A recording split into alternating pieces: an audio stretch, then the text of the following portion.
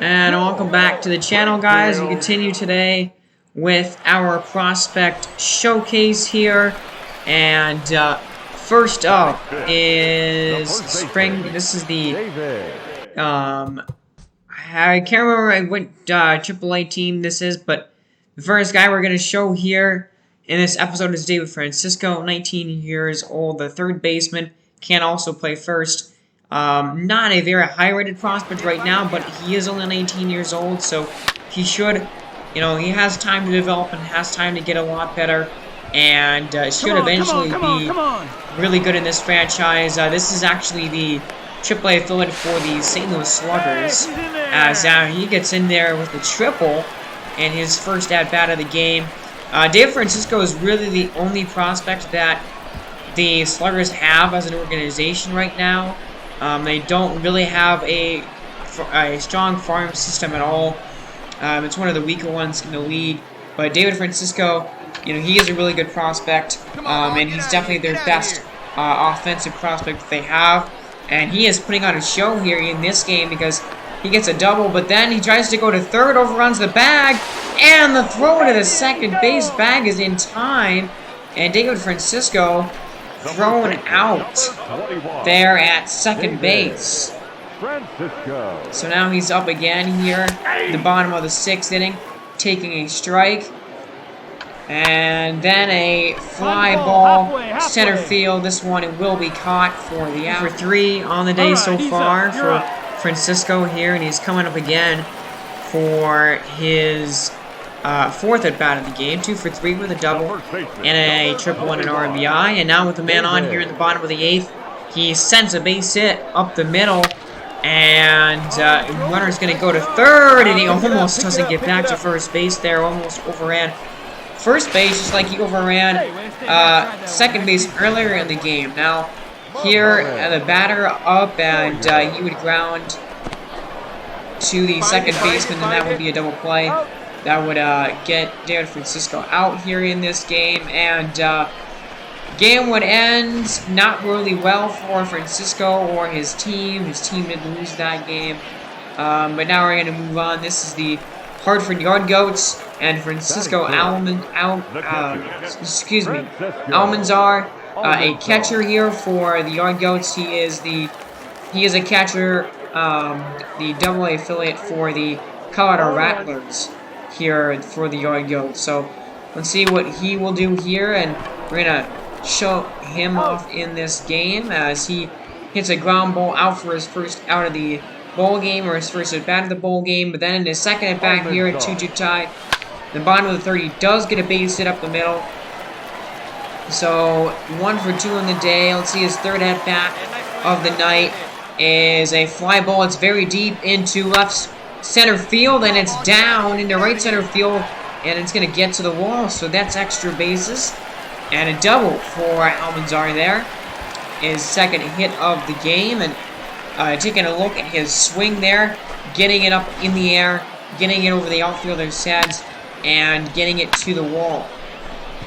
Now here, with him on second base here, a 2-2 count to the batter up, and he would swing and miss for a strikeout there. Hartford now, they are in the lead in this game, 2-3, bottom of the 8th inning. Almanzar's fourth at bat, and probably his last at bat of the game. He would send another ball driven into left field for extra bases potentially, and yes, he would get it in second with another double. So Almanzar 3 for 4 on the afternoon with a couple of doubles and a single. He would not come in to score there, as that would be the final out. Actually, he would come in to score as the batter there getting a base hit up the middle. He would come in and score, and the Yard Goats would win the game here 2-4. So we will do this occasionally as the season goes on. Here is, we're gonna, sometimes we will spend some time with some of these AA players and kind of just do a play-a-lock. That's what we're doing right now here, just play-a-locking with different prospects here. And now we have Emilio Cabral here for the Sod Poodles. Here, he's another catcher prospect. The catching stats are okay for him. The hitting needs a lot of work, though. He is not a very powerful or a very good hitter yet. So definitely the hitting stats definitely need some work for him right now in the minors.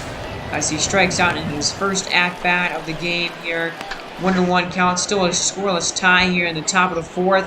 Sending a ball down and hitting off the wall for a double, extra bases. So he will get in there to second base with a double for Amarillo. And again, a nice swing here. There's a good amount of catching prospects. Now, I don't know how long it's going to take Seabold to get to the majors. It might take him a while just because of how low his hitting ratings are right now. And in a 1-0 game here in the bottom of the sixth, his third at-bat of the night is a line drive shot that is caught and brought in for the out. Now we have a tie game here in the top of the eighth inning. Cabral with 2 men on base has a chance to do some damage here. He hits a ground ball that bounces off the third baseman, and he recovers to make the play. That was a pretty nice play there by the third baseman. And so now the game does not end. We are going into the extra innings. We're going into the top of the 11th here, tied at 1. As Cabral getting another bat here in this one.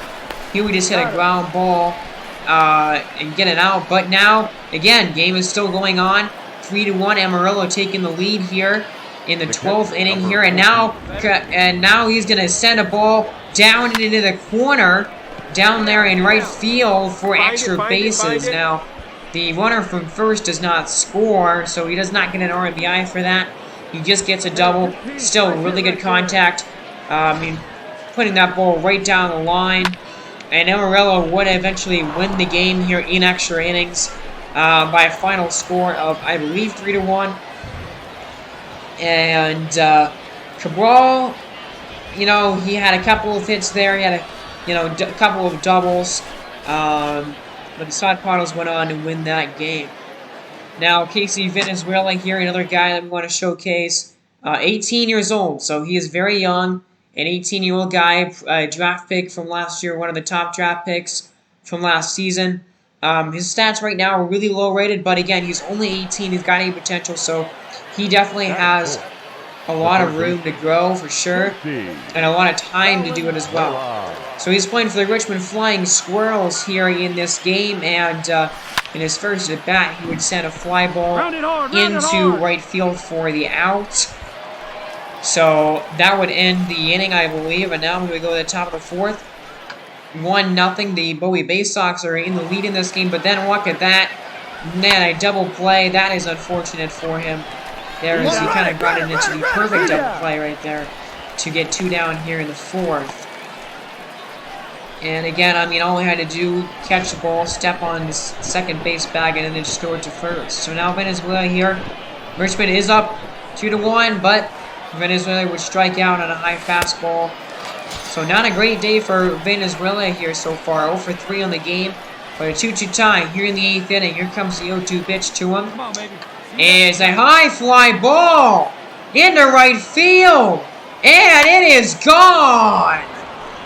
Casey Venezuela with a bomb here in the 8th. And it went from him not having a very good game, 0 for 3. And then he hits that, a clutch home run here in the 8th inning to give the lead to the Richmond Flying Squirrels, and how about that?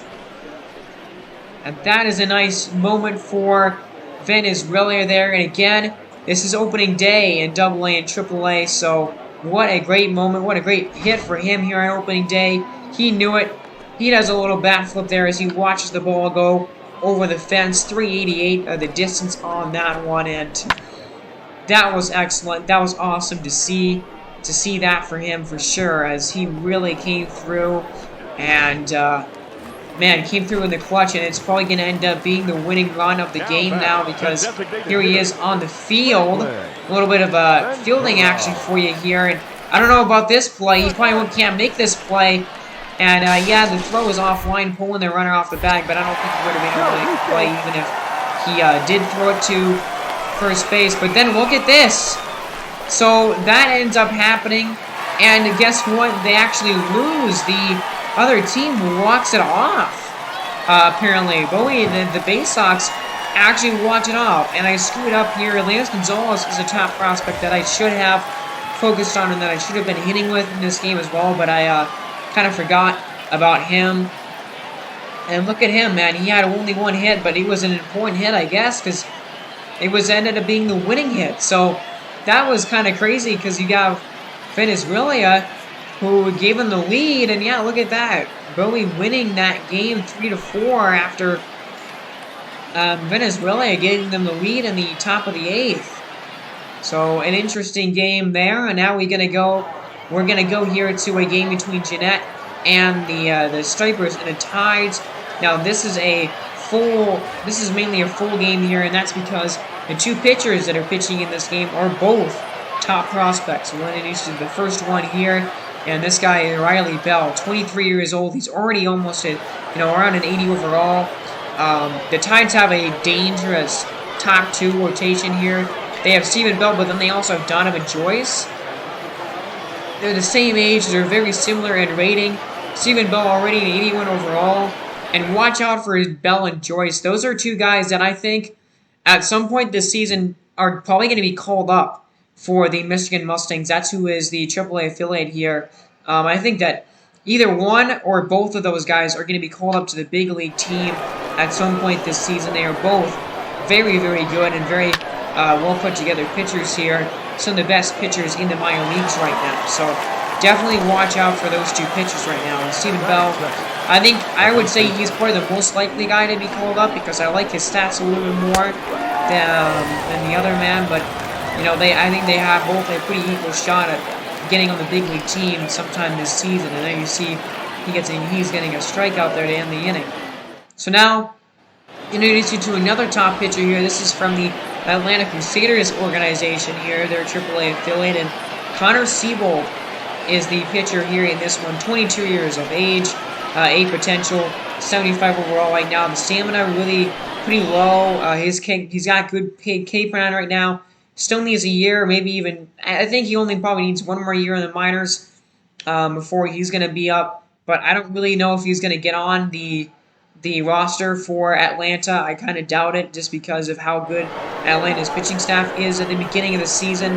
Not really sure if they're going to need him, and they're probably just going to let him develop down here in AAA. So he gets a strikeout there to end the bottom of the first inning. So now we go to the top of the second here, and that is going to be a base hit up the middle. So doing some damage here off of Stephen Bell as a base hit up the middle there for Jeanette.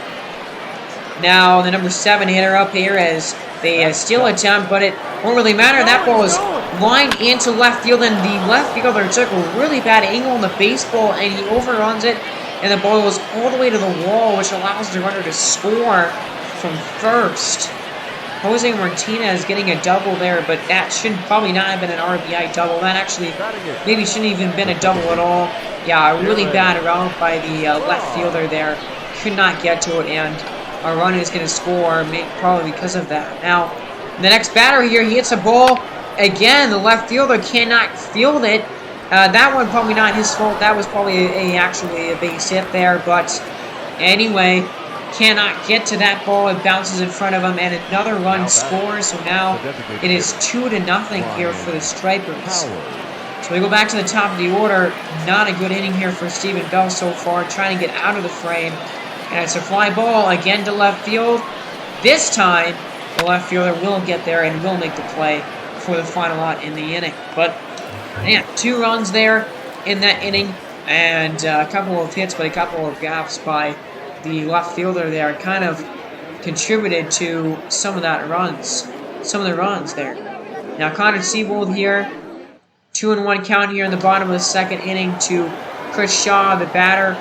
He would miss outside and high for the running account to 3-1 strike, and then missing with a high fastball above the zone for a walk. So Travis Shaw getting on base here for the Tides. Now we get Jamie Maldonado, who I don't show you his stats in this game, but he's a guy that honestly has amazing contact against lefties, I believe, and he could be a guy that this team can call up too. Now, Connor Seabold's got a really interesting delivery here out of the stretch. with a man on base. He puts his hand behind his back and then comes up, and his actual motion kind of finishes weirdly too. I just thought that was a very interesting motion when I first saw that. Not really expecting that kind of a motion from Seabold there. One of the more interesting, out of the stretch pitching rotations that I've ever really seen in this game.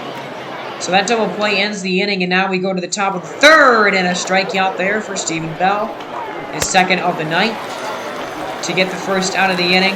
And again, he's got great stuff. A high fastball, I believe, and man, no chance at that one. So now 0-2 pitch to Edward Castro, and he would swing and chop the ball and break his bat. Back to Stephen Bell, who would make a nice play, throwing it over to first for the second out of the inning. A good play by Stephen Bell to avoid the bat charge there that came out of that swing, and was able to throw the runner out. I mean, he had to turn completely around and still made a really strong throw. So with a man on second base here, just trying to get out of the frame, and he would. Ground ball to first would end the top of the third inning here. Still only a 2-0 game here as Jeanette up by a couple of runs. No hits through first couple of innings for the Tides against Connor Seabold, however. So 2 down here in the bottom of the third inning here, and still no hits yet by the Tides, and they wouldn't get one here in the third, as that is strike 3 called on the inside corner. So Connor Seabold, a really, really promising start to this ball game here, as he would no-hit this Tides order the first time around. So now Stephen Bell, again, had a kind of a rough second inning there, but now he is rolling as he gets another strikeout here, his third of the game, as that was a nasty off-speed pitch that he got him swinging on for the out there. And now bottom of the fourth inning here, the number 3 man up, and he would swing and miss at an outside changeup, a nice pitch, and Connor Seabold through 4 innings, no hits allowed. So these two pitchers, man, are so good right now in AAA.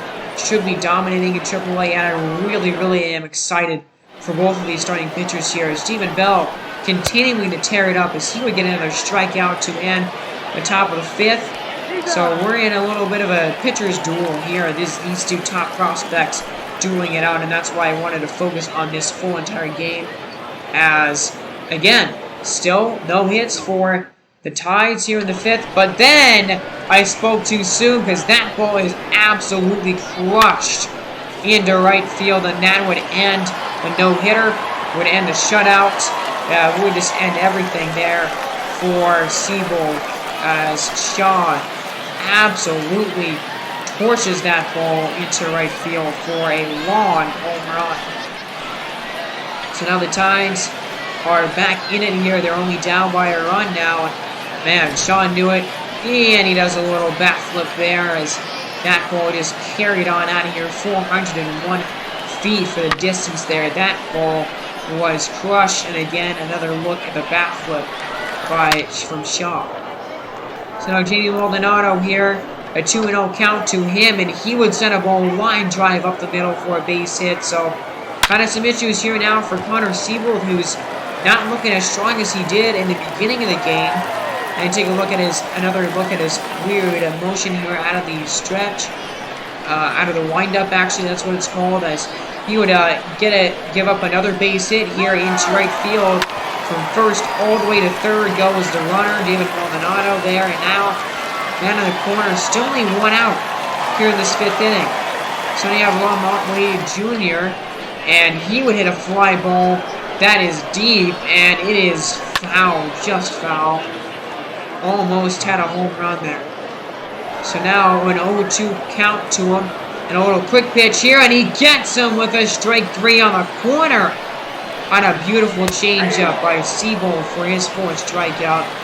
And my goodness, is that a huge K for Connor Seabold there to get the second out of the inning. That was huge. Now an 0-2 pitch here to Christian Arroyo. And a line drive over the glove of the third baseman who jumped up to try and catch it. He could not bring it home, and that would tie up the game. So the Tides would get a couple of runs here in the bottom of the fifth to tie the game at 2. And man, that third baseman so close to just reaching up and catching that ball. Man, that was unfortunate there. Inches away. So 2 men on here. The leadoff hitter, Yanni Sanchez, ground ball. A little bit of a misplay by the second baseman, but he would recover in time to get the out. So man, through 5 innings now, we're tied at 2. We got an interesting ball game here for sure, as they get a couple of runs off of Seabold after getting no hit through the first few frames. So now Stephen Bell still pitching here on the top of the 6th, and he would grab another strikeout on a changeup down below the knees, his 5th of the game. And man, that changeup just filthy, absolutely filthy. So now 1-1 here to Dwight Smith Jr. Taking a look at a high changeup. Probably should have swung at that pitch. And you look at the pitch breakdown here for Bell. He's been very, he's had a couple of 17 pitch innings, 1 19 pitch inning. But man, he has been very effective tonight as he gets a strikeout, another one there. 2 strikeouts here to begin the inning, and now he has a 2-2 count on the next guy, but he wouldn't get him to strike out. He would ground out over to third base. A pretty nice throw by the third baseman to get the out. So Stephen Bell, again, had 1 bad inning in this entire game, and he was pretty dominant all throughout. And again, I am really, really excited for Stephen Bell for sure. Now we go to the bottom of the 6th. Starling Marte is actually on this Tides team in AAA here. He will probably be retired in a couple of years' time, as he would send a line drive right to the center fielder for the out. So Connor Seabold getting through 6 innings here tonight, and he did really well in the beginning of the game. Kind of unlike Riley Bell, but kind of struggled again in that 5th inning. But still a good game for him. Now Stephen Bell here in the top of the 7th inning. His pitch count is getting very high, 92 pitches right now. He would give up a base hit here into right field, and let's see if that may be the end of the line for Stephen Bell in this game. No, they're going to try and keep him pitching here. Now Darren Bond sends a ball. Oh, a little floater that drops in there in right field, and that's going to be another hit. So now men in the corners here, 1st and 3rd, still nobody out in the 7th inning. As again, that ball is just dropping in there, and you have to consider it when you take out Bell here. This is a dangerous situation, but look at this. A ground ball right to the second baseman, and it was hit too hard. The runner doesn't go home, and then they get a double play out of it. That was a huge double play, a huge couple of outs there, and Stephen Bell gets out of the inning. My goodness, how about that? Stephen Bell, 1st and 3rd, nobody out, and he gets out of the jam. And complete 7 innings tonight in the game. That was impressive for sure. So now 0-2 pitch here, bottom of the 7th, still a tie game. Takes it for strike 3. That was a beautiful pitch by the reliever here, Jack. I do not know how to pronounce that last name. But here in the 7th inning, that's a fly ball very deep down the right field line, and it's off the foul pole, I believe, for a home run. Lamont Wade Jr. with a dinger into right field, and I believe they hit off the foul pole there. And the Tides have now taken the lead. And let's see. Oh, it actually does not hit the foul pole. It goes around the foul pole. It was very close to being a foul ball, though. But now the Tides have a 4-2 lead here. And that is the end of the 8th inning. So we go to the bottom of the 8th, and quick managing, and Josh Van Meter hitting a 2-run home run here in the quick manage. So now it's not going to be a safe situation. Now it's not really a super close game anymore at this point. So, man, we go now to the top of the 9th, and Brett Henowich comes in there and saves the game and closes it out. And guess what? A win for Stephen Bell tonight in this one. And again, both of those prospects and both of those pitchers did really pitch well. I mean, Connor Seabold was excellent. He didn't give up a hit through the first, 4 and an hour, I believe, in this game. He had that 1 bad 5th inning, but besides that, he was excellent. And of course, Stephen Bell dominant besides the second inning when he gave up a couple of runs, but the Tides win that game. So now we continue on here.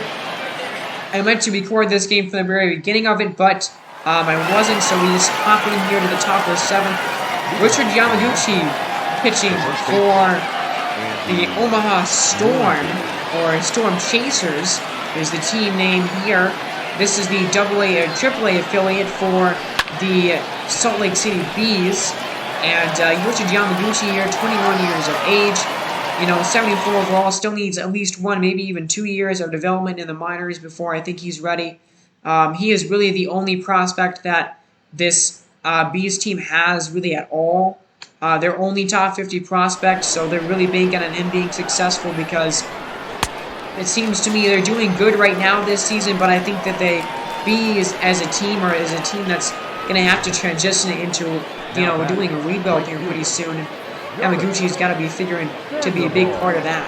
So he gets a strikeout there, and now an 0-1 pitch, fly ball caught by the center fielder here to end the 7th inning. So Yamaguchi got to see a little bit of him pitching here in this ball game, and don't believe that he would come in later in the game here, as actually he would. He has actually only had 83 pitches in this game, so his pitch count definitely not an issue right now. Trying to finish off 8 innings here in this one, as he wouldn't start the 8th inning off that great with a walk, and he is very upset, throws his hat down and in frustration there, as Yamaguchi probably thought that that pitch could have been called a strike. Now 1-2 pitch here, and the man on, oh man, a man on first and second, and they try to go for 2 to get a double play, but it doesn't work, and both men are safe. That was very unfortunate. That should have been a double play, or at least they should have gotten 1 out, but then the next batter goes to ground ball to second, and they would get the out at home. So going to home plate there to avoid Memphis getting on the scoreboard and scoring another run.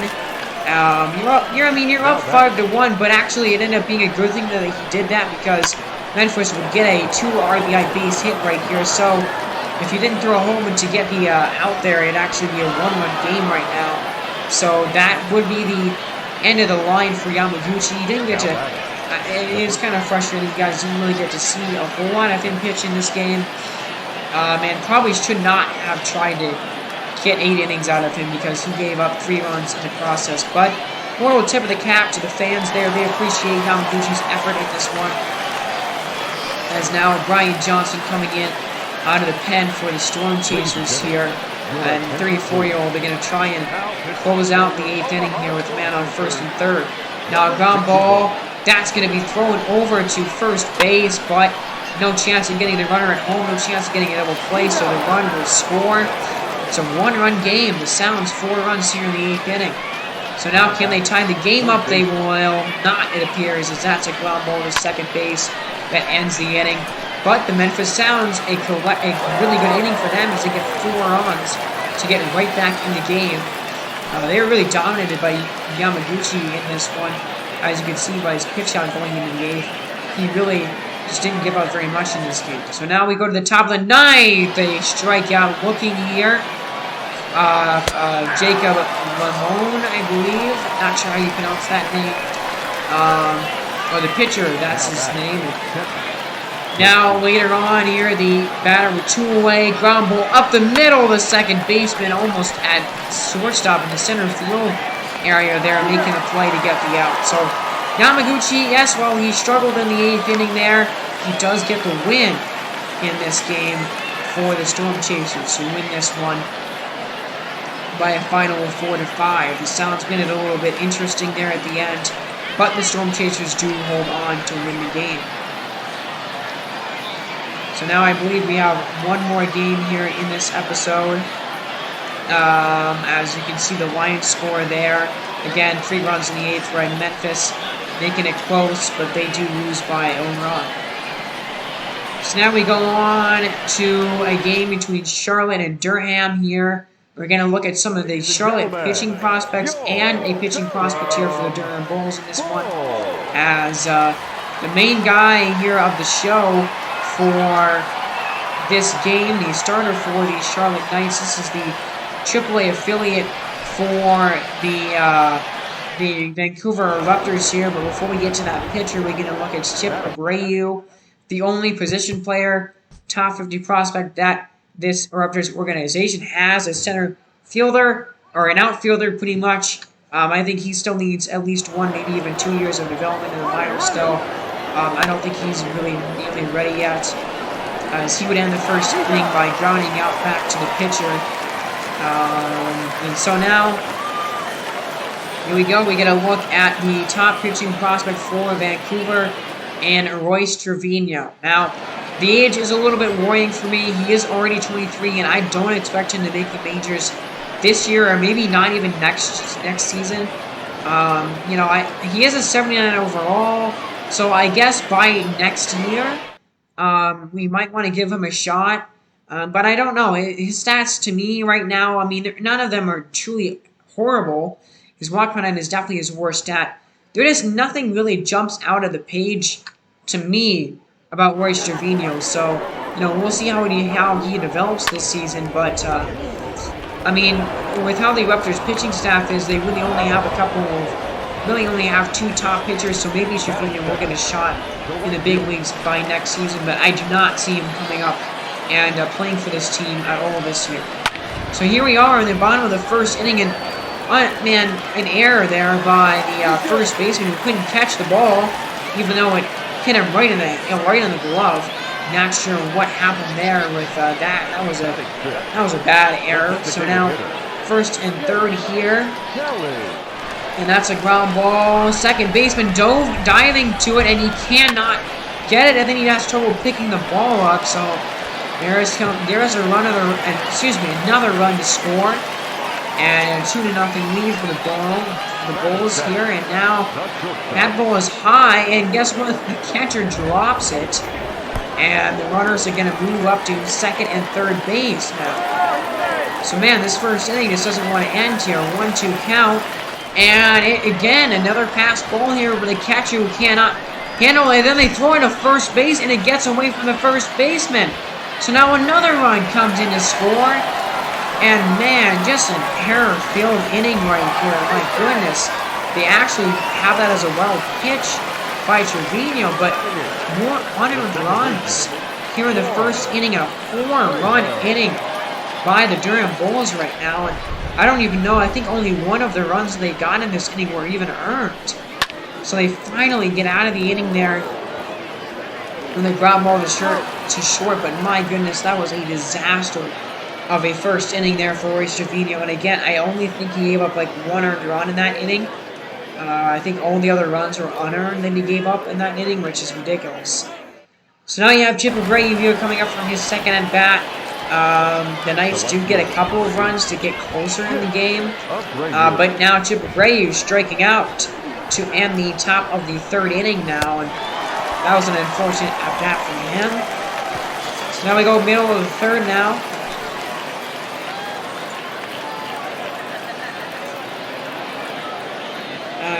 Trevino 1-2 count, swing, and the catcher dropping the ball, throws it on to first in time for the out. Now, we really wanted to know what was going on with this catcher because he was having a lot of issues in this game, and apparently the catcher, the guy that actually is catching, does not have catcher as a position.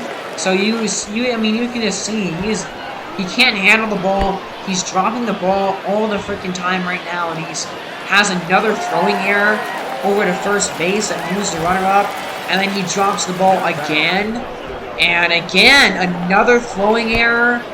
I mean, it was just so bad.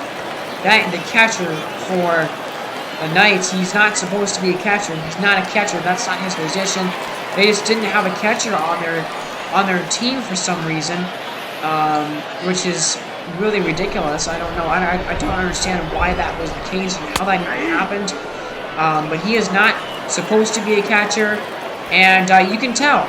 Yeah, you can tell me he's not supposed to be a catcher because, my goodness, he alone had like 3 or 4 errors in this game alone. So, I mean, it's just ridiculous. 5 runs, and then another error. This first baseman, I mean, is he actually a first baseman? Because he drops the ball again. That's his second error of the game. And that's the 5th or the 6th one that The Knights have given up in this game, and if you're that manager, you must be thinking, oh my goodness, come on, this cannot get any worse than this is right now. But another swing and a miss, another pass ball by the catcher here that's not really supposed to be a catcher. And again, you know, this is the minor league, so you're going to see some bad defense, but this was just ridiculously bad defense this entire game. And Royce Trevino would get a strikeout there to end the inning and end the top of the fourth, but they get another run. And again, Royce Trevino, 5 runs, but he only gave up 1 earned run the entire game, I'm pretty sure. So I mean, it was really bad. It was just ridiculous. He only gave up 1 earned run, and yet they scored 5 in the game. So trying to get through 5 innings here. Ground ball is short, and this time the first baseman does make the catch to end the inning. So 5 innings done for Trevino, and Chip Abreu gonna lead off here for the Knights in his 3rd at-bat of the game. So let's see what happens here. Yancy Almonte coming in for the Bulls. He actually did pitch a little bit last year in the big league team, and he was not good. So as you can see by the numbers there, I mean, a 204 whip is really ridiculously bad. As Chip Abreu will come in and 0 for 2 on the night so far, trying to turn his pretty bad offensive night around. And I guess he would kind of do that. A base hit here. A little blooper that just falls in to the center fielder for a hit. So Chip Abreu does get a hit here in his 3rd at-bat of the game. A little fly ball, and again, just in front of the outfielder. And now Royce Trevino trying to get through 6 innings here. An 0-2 pitch is a strike 3 called, I believe. Dropped by the catcher, and yes, it was a strike 3 called. So the throw on to first base. And again, Trevino, I mean, his line with runs given up is not going to look good. He gave up 5 runs, but again, only 1 earned run through 6 innings. So I call that a very good start for him. Now, Cristobal Espinosa coming in here later on in the game. 21 years old, a top relief pitching prospect here for the Raptors. 73 overall. He's still only 21 years old. You know, I think he's, again, got a couple of more years of development that he needs to do, but he should be maybe, you know, a good and solid reliever out of that bullpen eventually for the Raptors. So here he gives up a fly ball. That was a very good play, by the way, by the left fielder to make that catch for the out. So now 2-2 count, and a line drive that's caught out there in left field for the out to end the 7th inning. So the Knights still trailing in this game by a couple of runs. Chip Abreu coming on here. He's got a chance for some RBIs here with 1st and 3rd, 1 man out. So let's see if he can come through and get this game a little closer here. And, oh my goodness, a liner. He hit that so well. So hard, but it was right to the 3rd baseman. And that was just unfortunate placement of that hit. Yeah, that was really bad. Now 0-2 count. Oh, and it's a strike 3 called. So Clarence Milton there, the pitcher, getting out of the inning for Durham and keeping it a 2-run game. Now we go bottom of the 8th here. Espinosa still pitching, trying to get 2 innings of baseball in his bag, and he would there, as that's a fly ball in his center field to end the 8th inning. So now one more guy here to show, one more prospect here to show in this game and in this episode entirely. And it is DJ Dornier, one of the top closing pitcher prospects. And I cannot remember who the Bulls' major league team is. I really cannot for the life of me figure that out. But DJ Dornier, I really like this guy. He's going to be such a good reliever. I think he's going to be such a good closing pitcher here. 21 years old, 95 K per 9 already. He's already got some really excellent stats right there, and my goodness, he could be a superstar closer in the making. And he will get the 2nd out here as a line shot to right field that Kyle Lewis grabs, a guy that, you know, had potential, a lot of potential in real life, but just hasn't panned out. So now you get the last chance here for the Knights. And a 3-2 pitch here from DJ Dornier is a fly ball into right field. There's Lewis, who should be able to catch it, and he will. That's going to end the ball game here as Durham, the Bulls, win it. So we will continue with more prospect showcases. I believe 2 more episodes at least left of prospects to show off, 2 or 3. And I thank you guys so much for watching. Subscribe if you want to see more from this channel and more from this series. Hope you have a great day. You've been listening to Lucas from Mars. Take care of that, guys. Final shot of DJ Dornier there. See you guys in the next video.